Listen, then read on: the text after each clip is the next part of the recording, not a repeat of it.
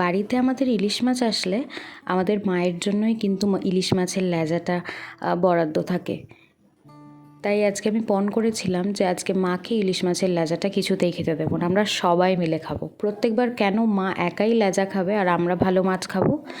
তো তার জন্য এখানে ইলিশ মাছের লেজাটাকে নুন হলুদ মেখে ভালো করে লাল করে কড়া করে ভেজে নিয়েছি। ভেজে তুলে নিলাম। নিয়েছি 2টো শুকনো লঙ্কা ভেজে সেটাকে তুলে নিয়েছি। নিয়েছি ইলিশ মাছ ভাজার তেল।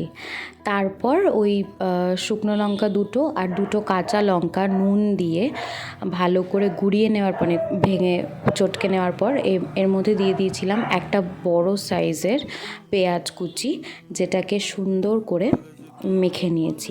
এবার ইলিশ মাছের কাঁটাটাকে ভালো করে ছাড়িয়ে নেব।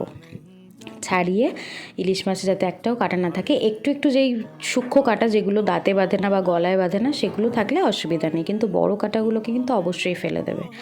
তারপর ওই পেঁয়াজ লঙ্কা মাখাটাকে দিয়ে দিলাম, আর ওই ইলিশ মাছের ভাজার তেলটা তো ছিলই।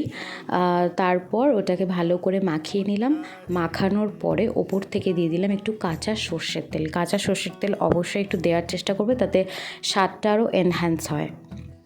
তারপর এটাকে ভালো করে মাখিয়ে ঝুঁকিয়ে এরপর গোল্লা পাকিয়ে, মানে আমাদের 3 জনের জন্য 3টে গোল্লা পাকিয়ে সুন্দর করে রেখে দিয়েছিলাম। গরম ভাতের সাথে খুব সুন্দর লেগেছিল খেতে। বাড়িতে একবার অবশ্যই ট্রাই করো।